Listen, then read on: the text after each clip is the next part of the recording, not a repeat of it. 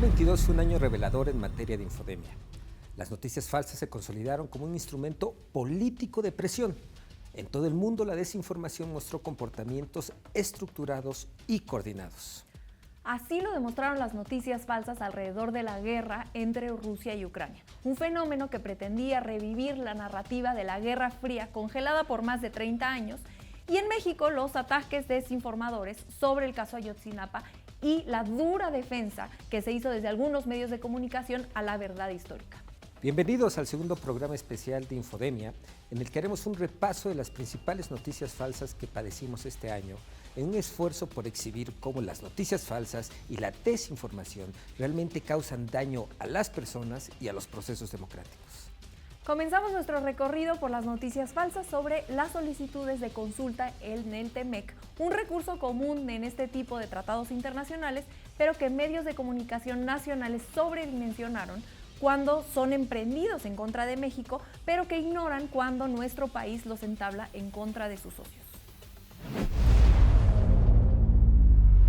Tengo indicios de que esto tiene que ver con los intereses creados que se sienten afectados porque se dedicaban a saquear a México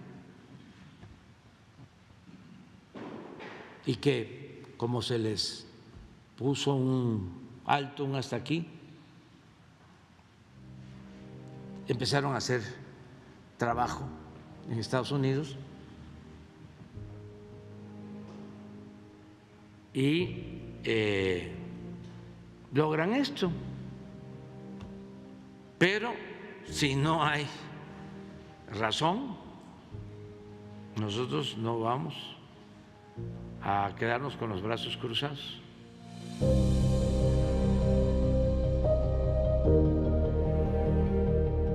En contraste con la sincronización de todos los medios impresos mexicanos que destacaron el supuesto conflicto en materia energética con Estados Unidos y Canadá, hace un año solo 2 periódicos mencionaron la controversia que México interpuso contra Estados Unidos en materia automotriz y en las que también participó Canadá. Las controversias son mecanismos diseñados para resolver dudas y evitar que los conflictos se prolonguen hasta terminar, en última instancia, en sanciones como aranceles punitivos a las importaciones. Las consultas constituyen la etapa no contenciosa del Mecanismo General de Resolución de Controversias que prevé el TEMEC. Infodemia realizó un análisis de contenido de las primeras planas de los diarios que esta semana destacaron la solicitud de consultas realizada por Estados Unidos y Canadá debido a la política energética del Gobierno de México. Se detectó que esos mismos medios no retomaron en sus primeras planas la solicitud de consultas de amparo del Mecanismo General de Solución de Controversias del TEMEC sobre la aplicación e interpretación de las reglas de origen en el sector automotriz que realizó el Gobierno de México el 20 de agosto de 2021. Entre el 20 y el 23 de agosto de 2021, solamente 2 periódicos dieron espacio a la controversia de México en sus primeras planas. Uno de ellos como nota principal y el otro en una pequeña nota. El 6 de enero de 2022, México solicitó el establecimiento de un panel de solución de controversias del TEMEC para resolver la diferencia de interpretación con Estados Unidos en materia de reglas de origen del sector automotriz, luego de que las consultas solicitadas en agosto no tuvieran buen fin. Solo 2 periódicos retomaron la noticia un día después de que la Secretaría de Economía informó de la solicitud de los paneles de controversia. Un diario lo colocó como nota principal, el segundo puso una pequeña mención en su portada y el resto cayó.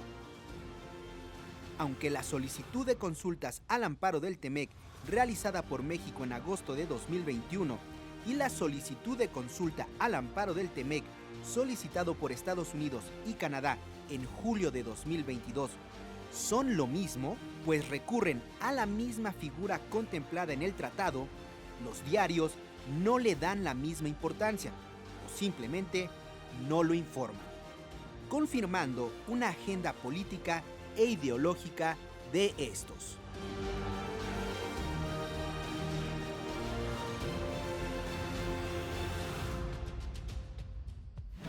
Julio de 2022 fue un mes intenso en cuanto a noticias falsas se refiere, pues buscaron desacreditar y descarrilar la relación política y económica de México con los Estados Unidos, Renata.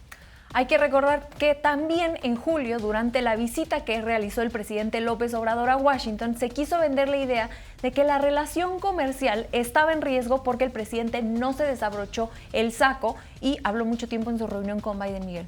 En agosto vivimos uno de los ataques infodémicos más dolorosos, después de que el subsecretario de Derechos Humanos Alejandro Encinas presentó el informe de la Comisión para la Verdad en el caso Ayotzinapa, el cual desmontaba la verdad histórica y calificaba la desaparición de los estudiantes como un crimen de Estado. A pesar de eso, algunos comentaristas aseguraron que el informe era igual a la verdad histórica.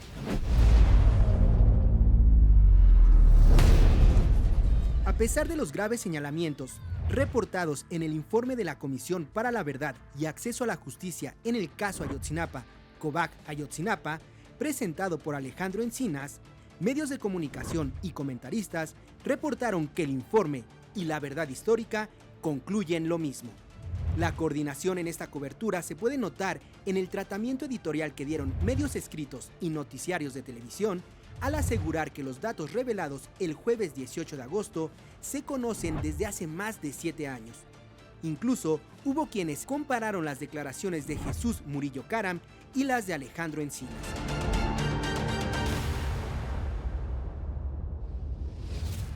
El informe de la COVAC Ayotzinapa tiene sustanciales diferencias con la verdad histórica.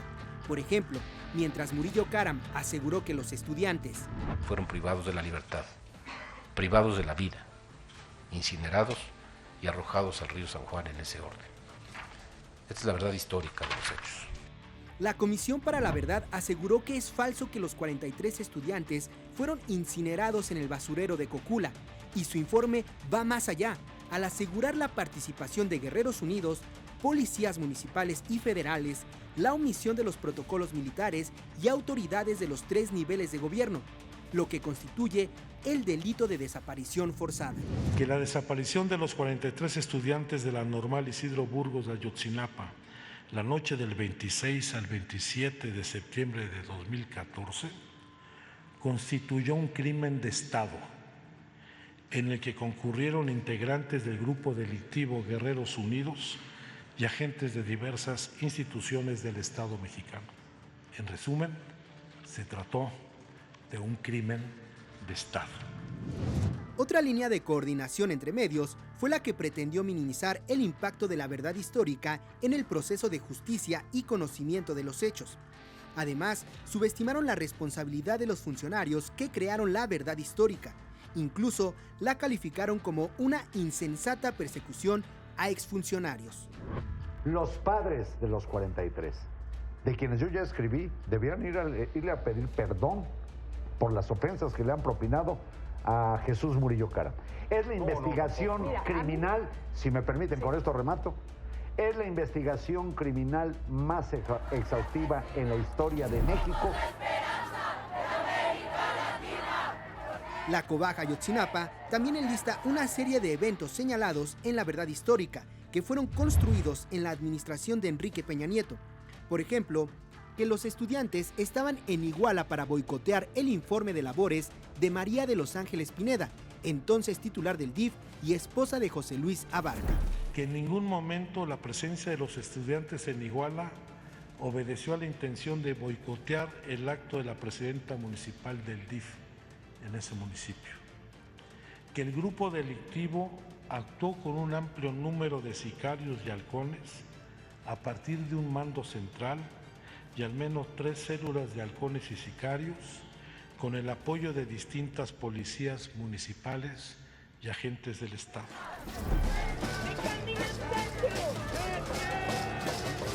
Por último, la coordinación entre medios que más se notó fue la del silencio. Las primeras planas de los principales periódicos nacionales, en su mayoría, ignoraron el informe de la COVAC Ayotzinapa u ofrecieron mínimos espacios. contrastante con el tratamiento que dieron en 2015 cuando Murillo Karam presentó la verdad histórica. La diferencia más notoria entre la verdad histórica y el informe de Kobach Ayotzinapa es que mientras la primera fue producto de testimonios obtenidos bajo tortura que pretendía evitar la investigación profunda que permitiera conocer la verdad de los hechos y la procuración de justicia,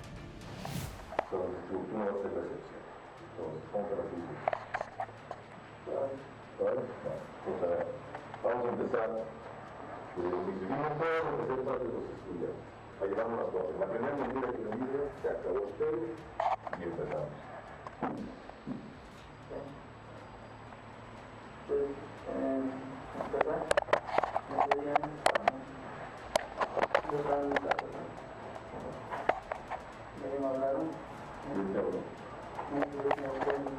¿Quién? Habla un poquito más fuerte. ¿Quieres abrir? ¿Quieres algo? Sí, porque va suave. Va por la suave.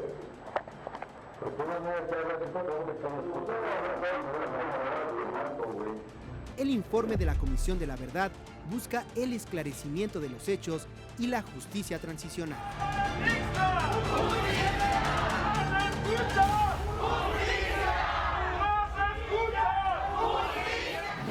Este podría ser el caso infodémico más dañino que vimos en 2022.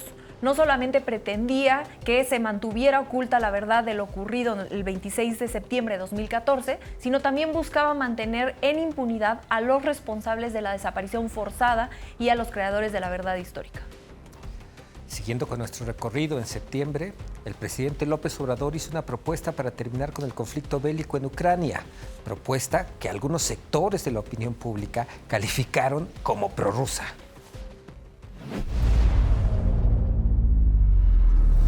El presidente Andrés Manuel López Obrador adelantó durante su discurso del pasado 16 de septiembre la propuesta que México presentará en la Asamblea General de las Naciones Unidas para terminar con la guerra en Ucrania.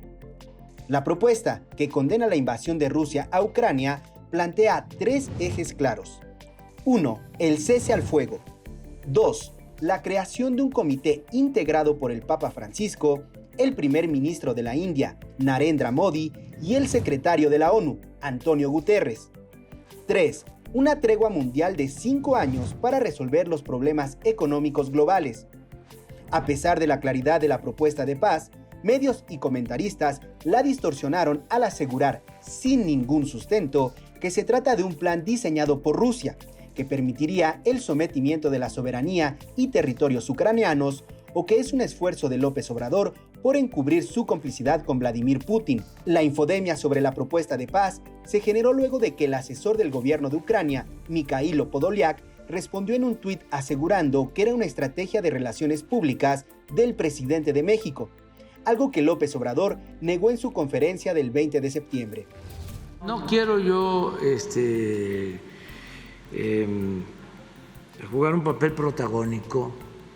Nosotros estamos como gobierno haciendo una propuesta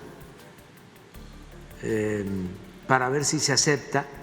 En Twitter también acusaron una complicidad disfrazada con Vladimir Putin y un respaldo pasivo a Rusia porque México no ha desaprobado la invasión. Sin embargo, desde el pasado 25 de febrero, en conferencia de prensa matutina, López Obrador condenó la invasión de Rusia a Ucrania. Un ejemplo que deja de manifiesto el uso de las noticias falsas como arma para la guerra y que permite hacernos la pregunta: ¿quién está haciendo uso de las fake news para mantener la guerra en Ucrania? En octubre, medios de comunicación y comentaristas acusaron a la Secretaría de la Defensa Nacional de espiar a 2 periodistas y a un activista. Acusaciones realizadas con las mismas pruebas que descargaban de responsabilidad a la Sedena.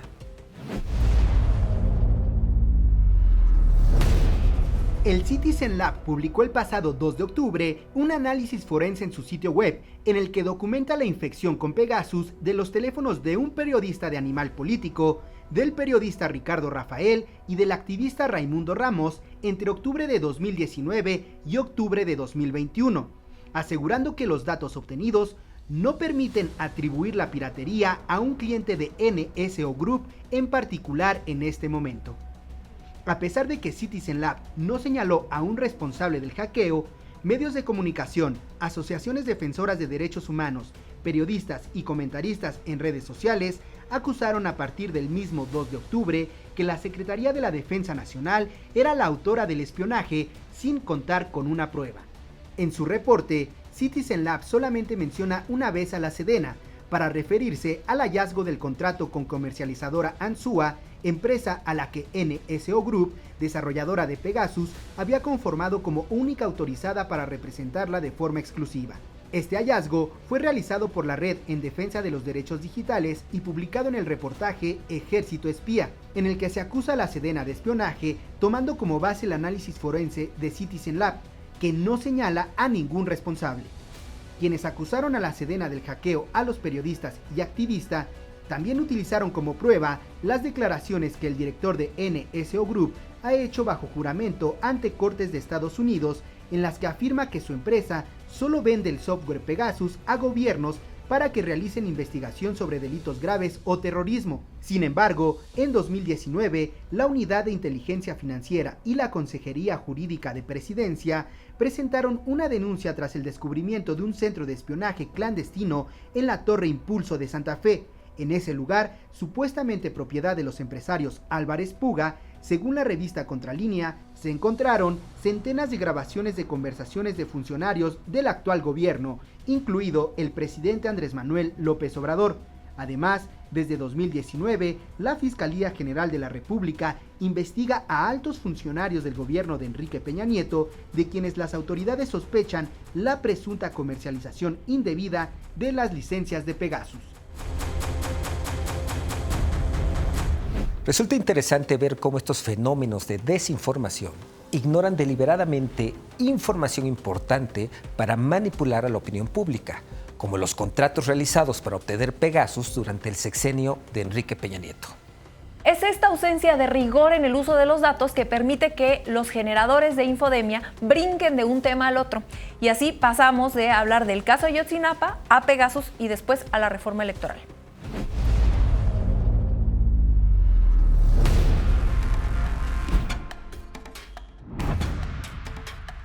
Desde el pasado mes de abril, cuando el presidente Andrés Manuel López Obrador presentó la reforma electoral, la iniciativa ha sido objeto de una intensa campaña de noticias falsas y mentiras caracterizada por los siguientes puntos.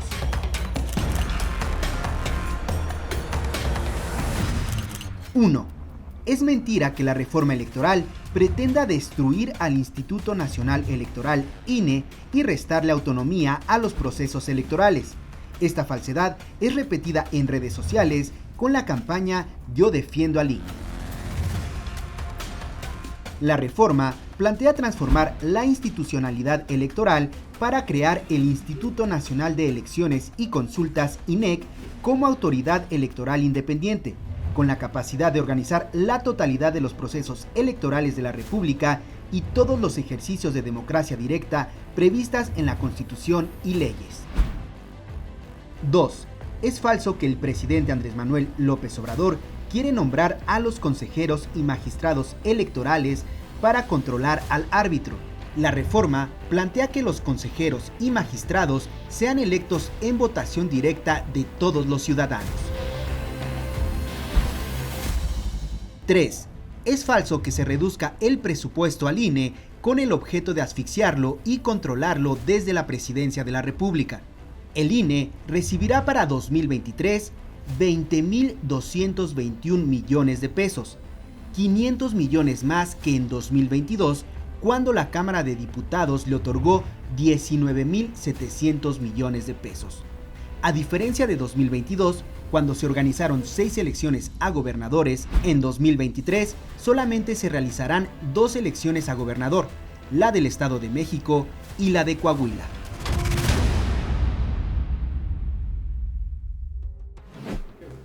Una vez más, las noticias falsas dirigidas a limitar derechos y libertades políticas, al igual que la revocación de mandato, las noticias falsas provocan desconfianza en los ciudadanos hacia procesos democráticos que significa la ampliación de sus derechos. Fenómeno que también vimos en Chile con la derrota que vivió en las urnas el proceso constitucional.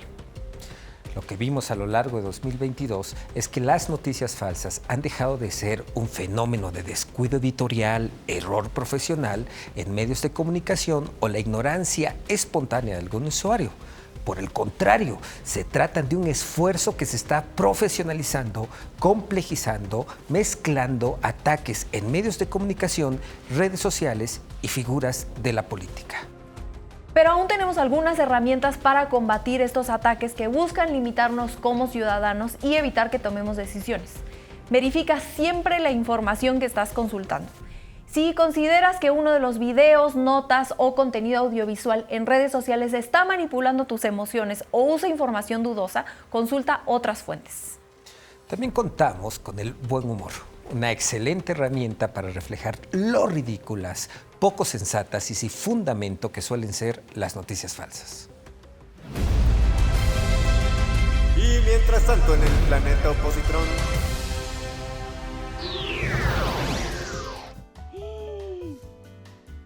¡Ay!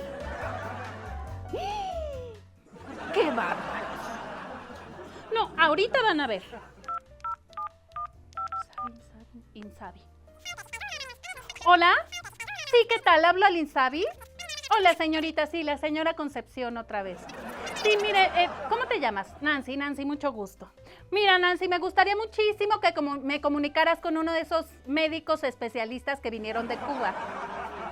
No tengo ningún padecimiento en particular, más bien me gustaría... No puede ser un médico general, tiene que ser un médico especialista cubano. Exactamente. ¿Cómo que para qué? Pues para preguntarle en qué es especialista, porque las únicas credenciales que yo le veo son las de un comunista adorador de Fidel Castro. Eso sí, les vamos a pagar como si estuvieran educados en Harvard o en la Johns Hopkins. Bueno, universidades que tú ni has oído mencionar, pero tienen muchísimo prestigio. ¿Te parece lógico? ¿Te parece lógico, por ejemplo, que ganen lo mismo que el presidente? Bueno, si a eso se le puede llamar presidente. Exactamente. Bueno, ¿me vas a comunicar con uno de ellos o no? ¿Cómo que no? Seguramente los tienen incomunicados, ¿verdad? Yo ya había escuchado que estas misiones especiales son esclavizantes para estos pobres muchachos. Es eso, ¿verdad, Nancy? Es eso. Bueno, si no me puedes comunicar con uno de estos doctores, por favor te pido que me comuniques con el secretario de salud. ¿Cómo que esa no es oficina? Ahora resulta que nadie puede hablar conmigo. Bueno, mira, Nancy me dijiste, ¿verdad? Muy bien. Cualquier información que tengas, ya tienes mis datos. Por favor, te pido que te Bueno, Nancy. ¿Me colgó? Ay, qué bárbaro. Ah. Marijo, ¿cómo estás? Soy tu tía Connie. Bien, mi cielo, ¿y tú? Qué bueno, mi niña. Oye, fíjate que te hablo por lo de los médicos cubanos. Sí, ya sé que ya no íbamos a hablar de política porque nos peleamos, pero es que esto es muy importante. Bueno, sí, me pasé un poquito con lo del socavón, que era un bachecito en el aeropuerto, pero es que ahora yo misma hablé para corroborar la información. Llamé al Insabi, mi niña. ¿Sabes qué? Pedí hablar con uno de estos médicos cubanos y ahí no había nadie de esa nacionalidad o ideología. Exactamente. Mira, Marijo, por favor, no te ciegues.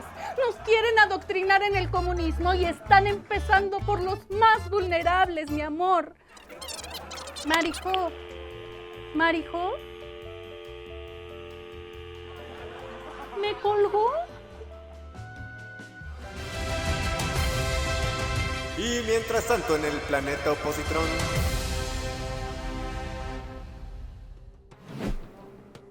Muchas gracias por acompañarnos. Yo soy Renata Turrenta.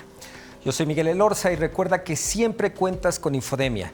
Síguenos en todas las redes sociales, @InfodemiaMX y consulta nuestra página web www.infodemia.mx para que juntos cortemos la infodemia.